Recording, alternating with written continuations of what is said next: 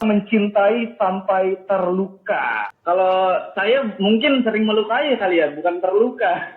Gak ada cinta tanpa pengorbanan.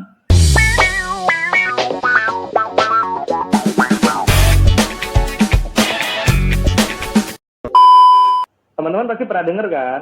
Ada fenomena kalau Sabtu atau Minggu haleluya, Senin sampai Jumat halelupa. Ya.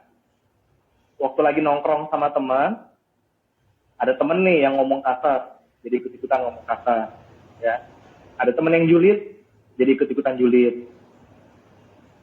Karena dianggap, ya ini kan bukan ranahnya rohani, ranahnya sekuler, gitu ya. Tapi nanti kalau udah ikut komsel, atau ikut youth, atau lagi pelayanan, karena yang dibahas hal-hal yang bersifat rohani, ya dia jadi ikut-ikutan rohani, gitu. Nah, gimana Paulus memandang hal ini? Oke, saya coba jawab ya. Menurut saya, kita nih khususnya sebagai hamba-hamba Tuhan kan, tentu kita nggak bisa memisahkan kegiatan rohani, kegiatan pelayanan kita dengan kehidupan kita sehari-hari di luar pelayanan atau di luar gereja. Tentu kehidupan kita di dalam gereja, dalam pelayanan, itu harus sama dengan kehidupan kita sehari-hari. Mau kita di rumah, mau kita di kampus, mau kita di tempat kerja, atau dimanapun kita berada, ya kita harus jadi diri kita seperti itu. Gitu loh. Jangan di gereja kita rohani, tapi di luar kita rohana gitu. Maksudnya kehidupan ini nggak bisa dipisahkan. Jatuhnya kita munafik nanti, kayak ahli-ahli Taurat dan orang Farisi. Iya nggak sih, bener nggak sih? Nah, jadi menurut saya sih nggak bisa dipisahkan sih Om ya. Kalau emang lu rohani, rohani lah. Lu kalau mau jahat, jahat gitu loh. Kalau emang panas, dingin gitu loh. Jadi ya jangan lu di gereja haleluya, tapi lu ngomong kasar lu di luar gereja gitu. Menurut gue sih nggak bagus aja. Jatuhnya munafik. Oke. Gitu. Ada contoh lagi. Suka musik rock. Dosa nggak? Karena banyak yang bilang penikmat musik rock, metal, ya, punk, anak-anak punk, itu langsung dikasih label pasti dosa, pasti nggak benar hidupnya. Sementara ada orang Kristen, anak Tuhan, mencintai Tuhan, tapi seleranya aliran-aliran musik seperti itu. Terus ikut tongkrongan yang begitu. Menurut Paulus gimana? Kalau ada orang yang begitu, bisa nggak kita labelin dia pasti berdosa, pasti sekuler, pasti nggak mencintai Tuhan? Nggak bisa juga sebenarnya. Kita kan juga nggak tahu isi hatinya kayak gimana. Apa dia benar-benar mengasihi Tuhan? Ya dia apa dulu tujuannya? Maksudnya dia kenapa bisa suka sama musik rock? Apa dia emang seneng aja genrenya? Apa emang karena dia suka rusuh-rusuh kalau ikut musik rock? Apa karena dia suka itu tuh karena nyanyiannya buat memuja setan? Kan kita juga nggak tahu. Nah tergantung isi hati orang tersebut sih kalau menurut saya. Tapi ya kalau emang selagi itu gak buat dia jauh dari Tuhan, menurut saya kalau selagi itu bukan berhala, ya udah terserah. Gue nggak membatasi sih. Oh gitu ya.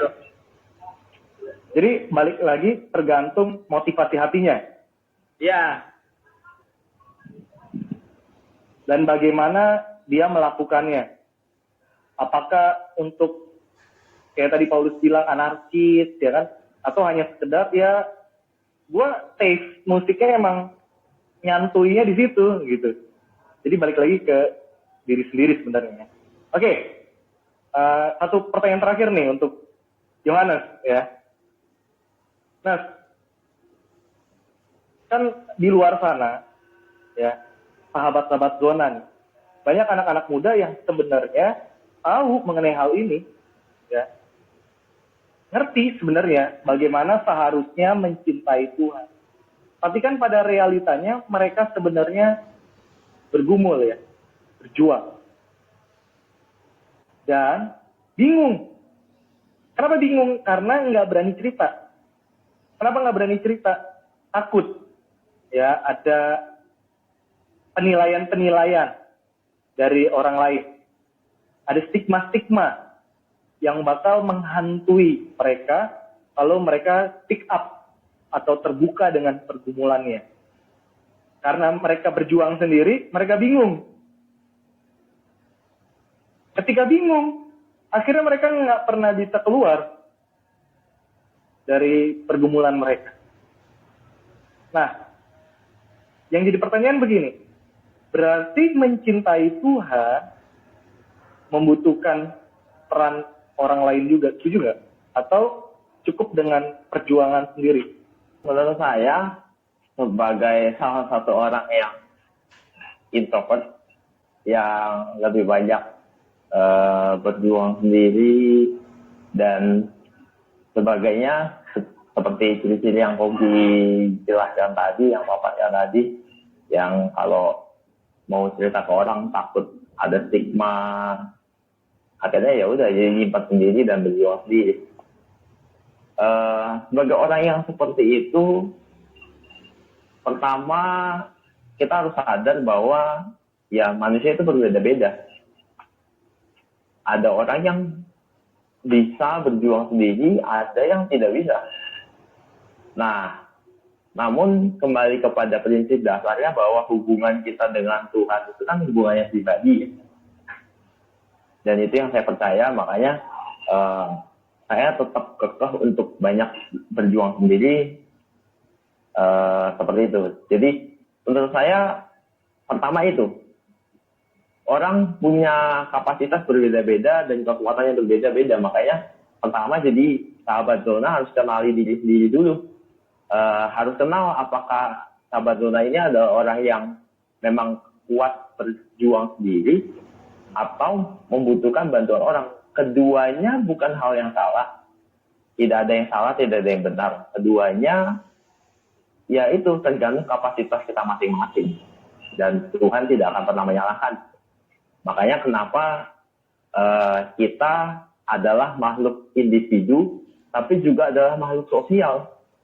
Satu sisi kita perlu untuk bisa berjuang sendiri secara mandiri, tapi satu sisi kita juga membutuhkan orang lain. Pertama itu, jadi kenali diri sendiri. Yang kedua, saya yang adalah orang introvert ini aja, ada waktunya untuk dimana saya nggak kuat, benar-benar nggak kuat.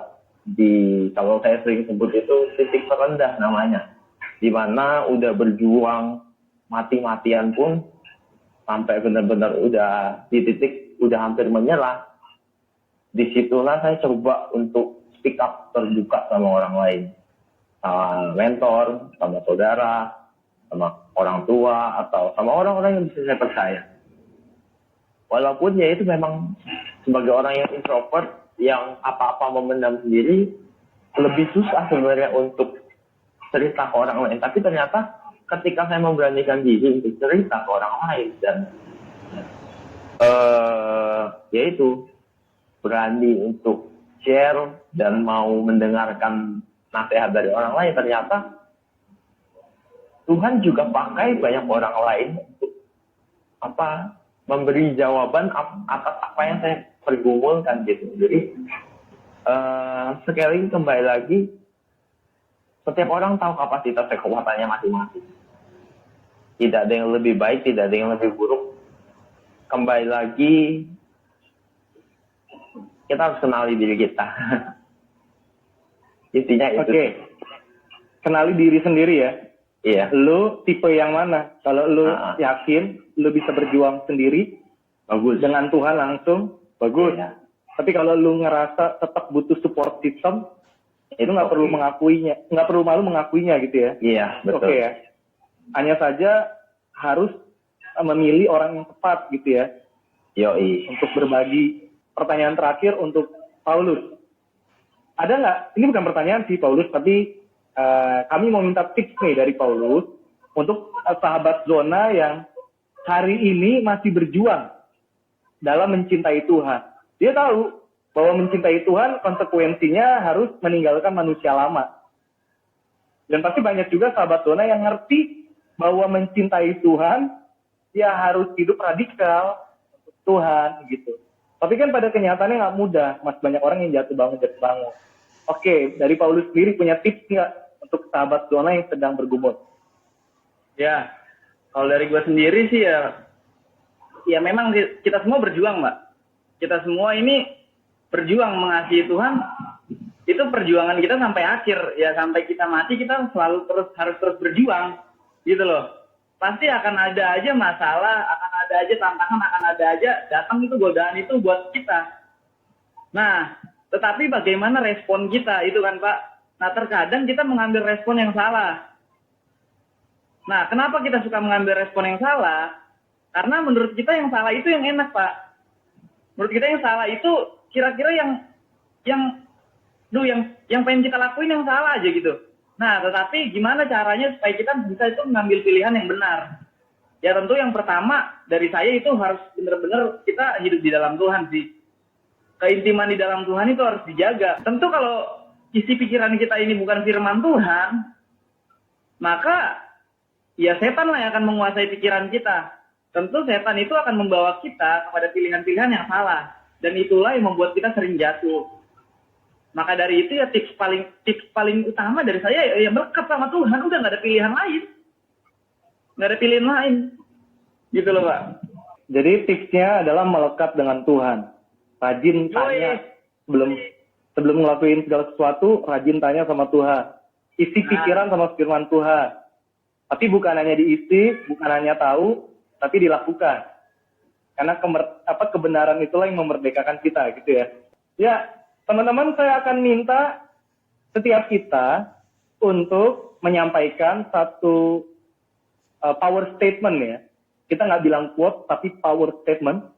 Statement yang punya power, yang punya kuasa, tentu based on Bible ya, basicnya dari Alkitab. Tentang mencintai sampai terluka ya. Dan itu bisa jadi afirmasi yang menguatkan kita maupun sahabat zona yang hari ini sedang menyaksikan tayangan ini.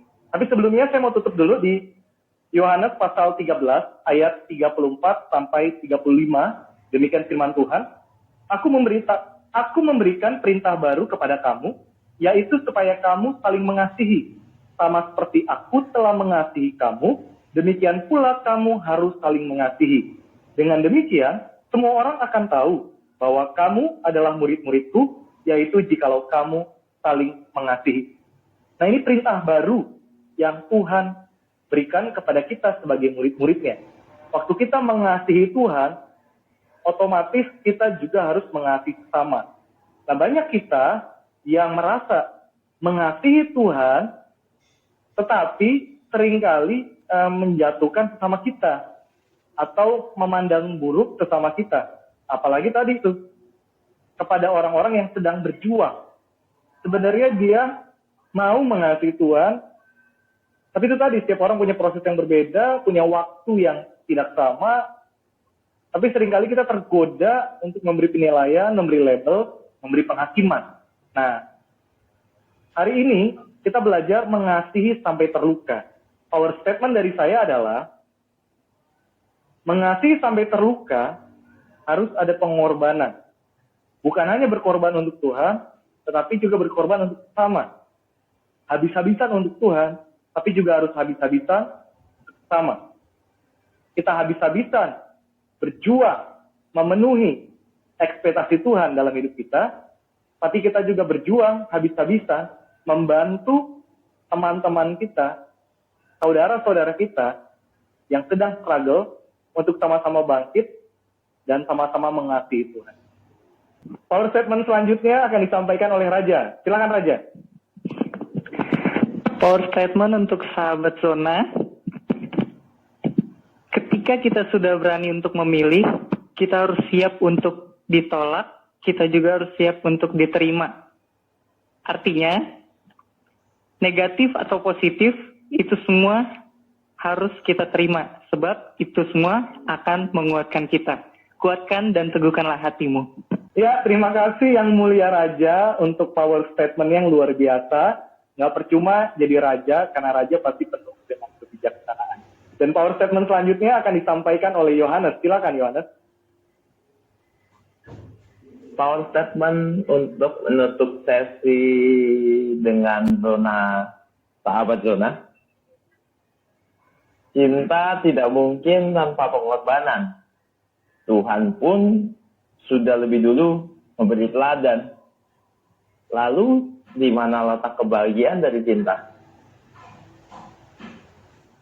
Letak kebahagiaan dari cinta justru adalah saat kita bisa berkorban demi Dia yang kita cinta, baik Tuhan maupun sesama. Super sekali. Luar biasa. Terima kasih, Yohanes. Power statement selanjutnya akan disampaikan oleh bintang tamu kita yang kedua, Christian Paulus. Silakan Paulus. Ketika kamu terluka karena mencintai, lukamu itu akan menjadi sebuah pelajaran bagimu dan akan menjadi kesaksian di kemudian hari. Wow, mantap ya. Jadi nggak ada salahnya terluka, karena luka bisa menjadi pelajaran berharga dan menjadi kesaksian ya untuk orang lain yang mendengarkannya. Oke, terima kasih. Dan selanjutnya, yang terakhir dari Willy. Mencintai adalah sebuah perjuangan. Bahkan sampai kita sudah dapat mencintai atau dicintai, kita pun harus tetap berjuang. Karena begitu juga dengan Tuhan, kita selalu dicintai dan juga mencintai. Yes. Luar biasa. Baik, kami mau ucapkan terima kasih kepada bintang tamu kita hari ini, duo Christian, yaitu Christian Yohanes dan Christian Paulus. Terima kasih sudah berbagi cerita bersama kami di Zona Cerdas. Jangan lupa untuk like, komen, ya.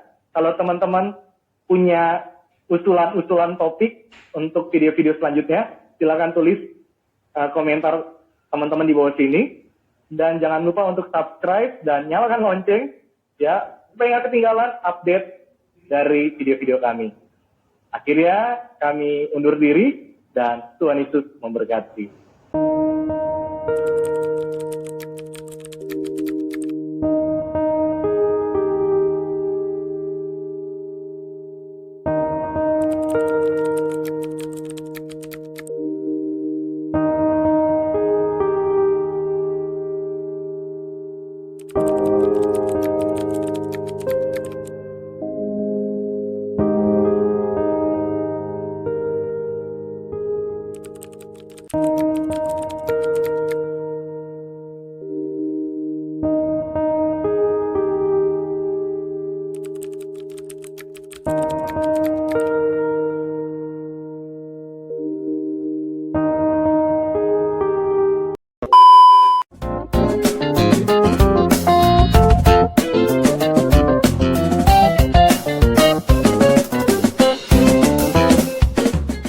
Zona nyaman, nyamannya kita ya di sini.